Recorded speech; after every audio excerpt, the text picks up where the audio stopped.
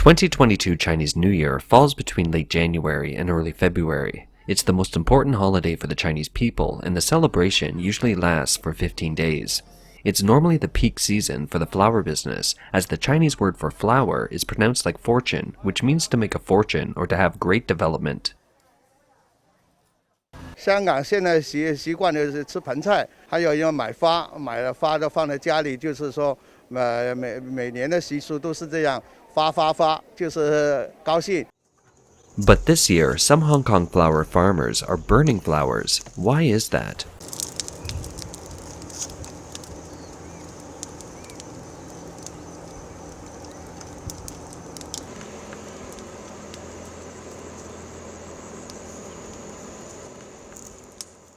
These beautiful flowers are completely healthy, and I would normally pick them and bring them to the market. Look how pretty they are. But due to the epidemic, this year, there is no flower market at all. So after they blossomed, I have to get rid of them all by burning them, so that they don't stay on the ground and collect rot. Smiles on this flower farmer look a bit sad. He has burned thousands of flowers. He cannot sell this year as Hong Kong's stringent measures against the Omicron variant of coronavirus have halved Lunar New Year demand. Over there is the source of my income for the year, worth 6 figures. These flowers are all in season and could have been sold. And here at my farm, we are fair about the price too. I don't exaggerate or hike the prices. My income depends on Christmas and Lunar New Year sales. 70 years old, Liang runs a traditional farm in Hong Kong's rural district, growing sword lilies, water lilies, and tulips. He had planted 200,000 flowers for Lunar New Year, but was unable to offload about half of them due to the crash in demand. Hong Kong succeeded in keeping the virus under control for much of 2021. But as the highly transmissible Omicron variant spread, there have been over 600 locally transmitted infections in January so far, compared with just 2 in December. The government announced on January 14th that traditional Lunar New Year flower fairs in around 15 districts would be closed, and traffic restrictions on locations traditionally used by wholesalers were also enforced later. Liang is a second-generation farmer. He has been able to sell some flowers directly to customers at his farm, which he runs together with his wife and 3 employees. Government figures show compensation has been offered to license holders of Lunar New Year flower fairs, but Liang said he has received nothing as a farmer. It is a horrible burden to go through, but I can't just talk about how bad it is for me. I have to power ahead and hope that tomorrow will be better. The flower market is just a small window reflecting the current economy in Hong Kong. Businesses in Hong Kong once thought that they had survived the worst of the outbreak. For most of 2021, there were few cases of infection, but in early 2022, the 5th wave of new infections broke out. Many countries around the world have shifted to living with the virus. Singapore, for example, announced last October that it was moving from COVID-0 policy to living with the virus. In this wave of the epidemic, however, the Hong Kong government has chosen to align itself with the central government and adopted a COVID-0 policy. This dealt a nearly fatal blow to Hong Kong's gradually recovering economy. In January, more companies have gone out of business. On January 27th, Hong Kong's first publicly listed travel agency with a half-a-century history, Morningstar Travel Services Limited, announced its liquidation. The directors of the company have passed a resolution to start the automatic liquidation process. Since the outbreak of the epidemic, several local travel agencies in Hong Kong have been petitioned for liquidation. The tourism industry, once the pride of Hong Kongers, is one of the 4 pillars of the local economy, accounting for about 5% of Hong Kong's GDP and involving direct and indirect employment of about 800,000 people. But without tourists, tourism-related industries such as retail and catering have actually suffered incalculable losses. The Hong Kong Immigration Department published a work review for 2021 on January 27th. The review shows that visitors to Hong Kong in 2021 were around 90,000, down 97.4% year-on-year. The Director General of the Hong Kong Tourism Board has described Hong Kong's tourism industry as frozen. Since the beginning of 2020, the Chinese Communist Party, or CCP, has been insisting on a COVID-0 policy. Sometimes it shuts down an entire factory or port because of one case. In mainland China, the term dynamic zero is widely used. On December 11, 2021, an official from the National Health Commission's task force said at a press conference that dynamic zero is the general policy of the current epidemic prevention and control. It means to quickly quash the epidemic when a local case is detected. Hong Kong Chief Executive Carrie Lam held a press conference on January 27th, saying that the epidemic situation in Hong Kong is serious and that the highly transmissible mutant strain Omicron, together with the previous Delta virus, could lead to a large outbreak in the community at any time.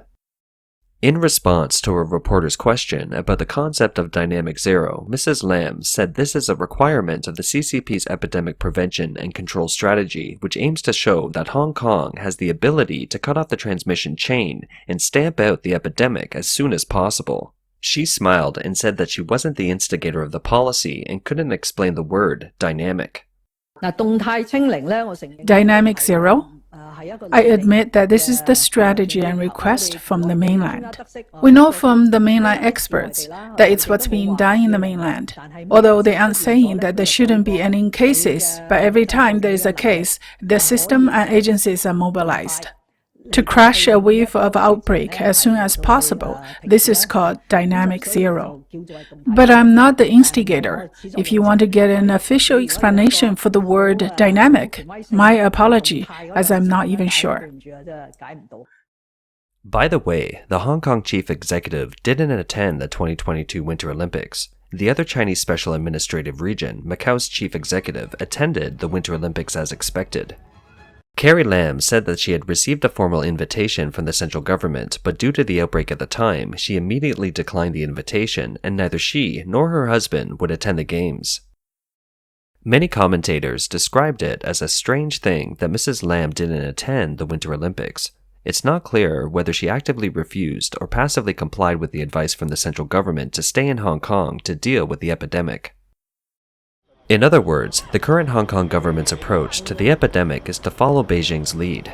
At the beginning of the epidemic, Hong Kong's original policies were basically aligned with those in the Western society, but since the implementation of the COVID-0 policy in mainland China, Hong Kong has started to align itself with Beijing, putting the Hong Kong economy into a very difficult situation. Recently, in order to prevent importing cases from abroad, the Hong Kong government has implemented a regional meltdown mechanism. The mechanism prohibits civil airliners from 8 countries, including the UK, US, Australia, and Canada, from landing in Hong Kong. It also restricts people who have stayed in those 8 regions for more than 2 hours within 21 days from boarding any civil airliner to Hong Kong. Hong Kong Chief Executive Carrie Lam announced recently that the measures would be extended until February 18th. In addition, people coming to Hong Kong from about 150 countries are required to pay for 14 days of isolation in hotels, plus 7 days of home isolation and self-monitoring. Carrie Lam said that although foreign investors wanted Hong Kong to open its ports of entry and lift all restrictive measures, it was a dangerous move for Hong Kong. I have received firsthand, I have read a lot of reports about the business community's strong reactions to the very, very stringent rules imposed by Hong Kong on arrivals. But on this occasion, the sort of revision from 21 days hotel quarantine to 14 days hotel quarantine plus 7 days self-monitoring is not because of pressure from anybody. It's just because of science. The science of Omicron tells us that Omicron has a relatively short incubation period. I think the median duration of an Omicron infection is only 4 to 5 days. So 14 days quarantine will be good enough, according to my experts. A prominent Hong Kong industrialist criticized these measures. He said Hong Kong is an international financial center and flights are the lifeblood of the economy. If no one comes to Hong Kong, business activities are reduced and the loss is huge. He also said that business people want to find a restaurant for a good meal after work, but under the Hong Kong government's social distance measure, restaurants are required to be closed for dine-in after 6 p.m. Business people have nowhere to eat. The once diverse, prosperous, and thriving city has become silent as a result of the COVID-0 policy.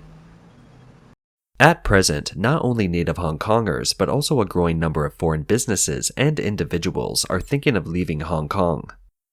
A survey conducted by the American Chamber of Commerce in Hong Kong in January on Hong Kong's business outlook to 2022 reported that while Hong Kong still has business opportunities, international travel restrictions imposed by Hong Kong to contain the COVID-19 virus have severely impacted business and personal morale. Strict quarantine regulations and travel restrictions continue to cause significant disruptions, delaying new investment and making it difficult to recruit high-level executive talent to Hong Kong. The intended respondents of the report were members of the American Chamber of Commerce in Hong Kong. According to the report, more than 40% of respondents indicated that they would be more likely to leave Hong Kong on a personal basis.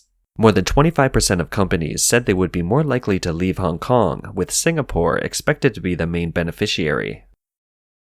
The report also mentioned that there exists an opinion that foreign companies aren't very welcome in Hong Kong at the moment, with about 60% of respondents believing that the Hong Kong government is indifferent or unconcerned about business matters.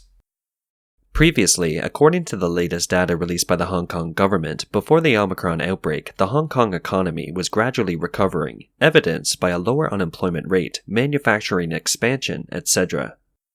For example, the percentage increase in GDP for the 4 quarters of 2021 is 7.9, 7.5, 5.4, and 4.8 on a year-over-year basis.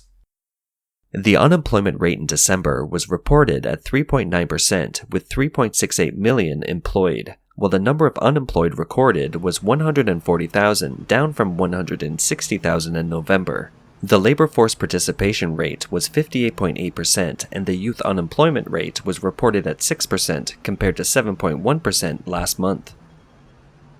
According to IHS Markit, Hong Kong's manufacturing PMI, or Purchasing Managers Index, was recorded at 50.8 in December, above the 50 threshold, signaling that factory business activity was expanding. However, the market is anxious about the government's strict COVID-0 policy, fearing that it will lead to brain drain and significantly damage Hong Kong's status as an international financial center. From July 1, 2020, the date when the national security law was implemented in Hong Kong, to December 31, 2021, within 18 months, 200,000 Hong Kong residents have left Hong Kong. Taiwan, close to Hong Kong, is one of the popular countries where Hong Kongers emigrate to. Data from the Taiwan Immigration Department shows that about 11,000 Hong Kongers were granted residence permits in Taiwan in 2021, a record high figure.